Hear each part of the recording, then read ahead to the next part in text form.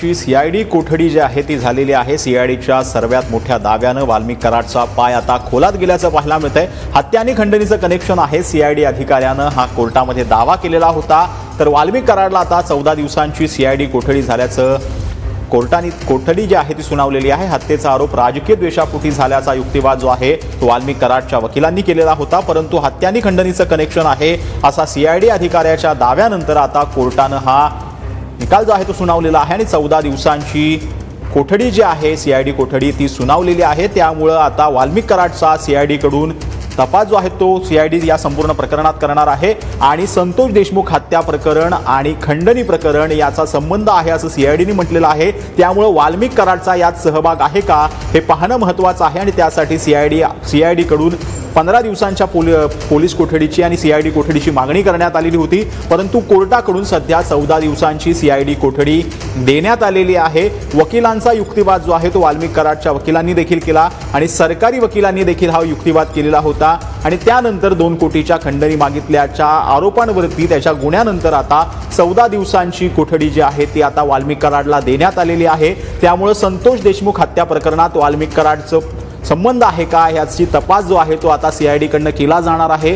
सीआयडीनं खंडणी प्रकरण आणि हत्या प्रकरणामध्ये संबंध असल्याचं म्हटलंय। सुदर्शन घुले हा वाल्मिक कराडच्या सांगण्यावरून काम करत होता असं देखील यावेळेला कोर्टामध्ये सीआयडी कडनं सांगण्यात आलेलं आहे। खरं म्हणजे आपल्यासोबत आपले प्रतिनिधी दत्ता कनवटे जोडले गेलेले आहेत। दत्ता, खरं म्हणजे हा महत्त्वाचा युक्तिवाद जो आहे तो सरकारी वकिलांकडनं करण्यात आला आणि त्यानंतर आता वाल्मिक कराडला 14 दिवसांची सीआयडी कोठडी दिल्याची माहिती मिळते।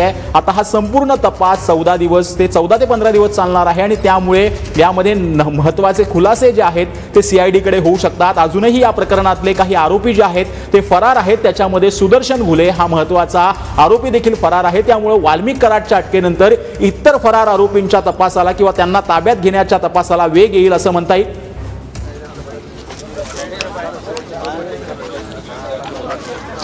नक्कीच सचिन, आपण जर बघितलं तर केज जिल्हा न्यायालयामध्ये या संपूर्ण प्रकरणावरती आज सुनावणी झाली। साधारणपणे 11:15 वाजता ही सुनावणीला सुरुवात झाली होती आणि 12 वाजता या संदर्भातला महत्त्वाचा निकाल आला, ज्या निकालामध्ये 14 दिवसाची पोलीस कोठडी वाल्मिक कराड यांना देण्यात आलेली आहे। वाल्मिक कराड यांचा मुक्काम आता इथून पुढे सीआयडीच्या कोठडीमध्ये असणार आहे। सीआयडीची कोठडी जी आहे ती बीडच्या सिटी पोलीस ठाण्यामध्ये असणार आहे आणि त्या ठिकाणी वाल्मिक कराड यांना तब्बल 15 दिवस ठेवण्यात येणार आहे आणि या 15 दिवसामध्ये वाल्मिक कराडची या संपूर्ण प्रकरणात चौकशी केली जाणार आहे।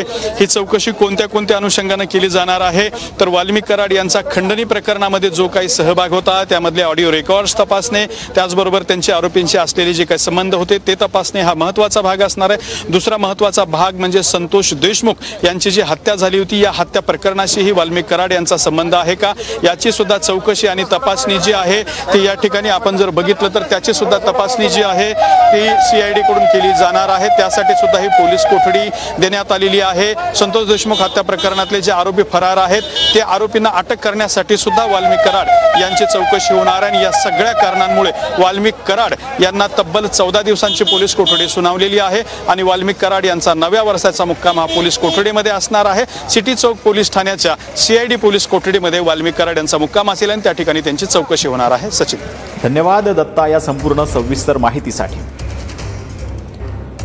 तर वाल्मिक कराडला 14 दिवसांची सीआयडी कोठडी सुनावण्यात आलेली आहे। वाल्मिक कराडला ही सीआयडी कोठडी केज न्यायालयानं सुनावल्याचं पाहायला मिळतं।